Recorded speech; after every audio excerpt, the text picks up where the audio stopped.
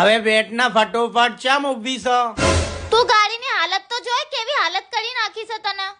ગાડી બનાવવાના પૈસા નહીં મારે જોડે, તું પૈસા આપ તો ગાડી બનાવી દઉં. તું ગાડી ના બનાવી શકે તો ગાડીની સાફ સફાઈ તો રાખી શકે ને.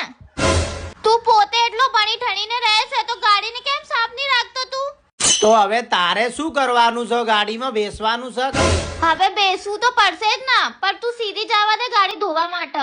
હા પણ પૈસા તું આપી દેજે હો ગાડી ધોવાના. હા તું જવા તો દે બેવડા.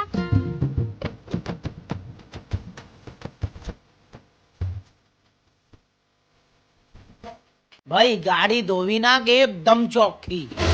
હા મારા ભાઈ, તું ચિંતા ના કર, ગાડી હારી ધોઈ નાખીશ.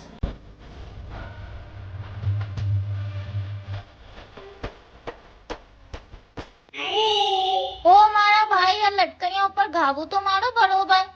અરે મારું બેન શાંતિ તો રાખો.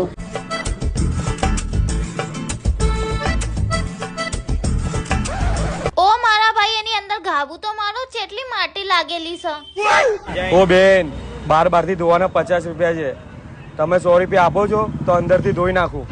અરે ચલો જવા દો, પણ થોડું પાણી તો નાખી દો એમના અંદર. હા બેન, હું પાણી નાખી દઉં. ઓ ભાઈ, આ બેન ને થોડા સાઈડમાં બેહારું, ગાડી ધોવા દે. ચલે તું સાઈડમાં આવી જા ને યાર, આનું તો દરરોજ નું કામ છે, એ તો આપડી રીતે ધોઈ નાખશે. ચલ. ઓ મારા ભાઈ, અહીંયા માટી લાગેલી છે, બરોબર સાફ કરો. તું તારો મોડો બંધ રાખ ના. 50 ની જગ્યાએ 100 રૂપિયા લઈ લેશે. ખાલી ગોટા તું બોલ બોલ કરસ.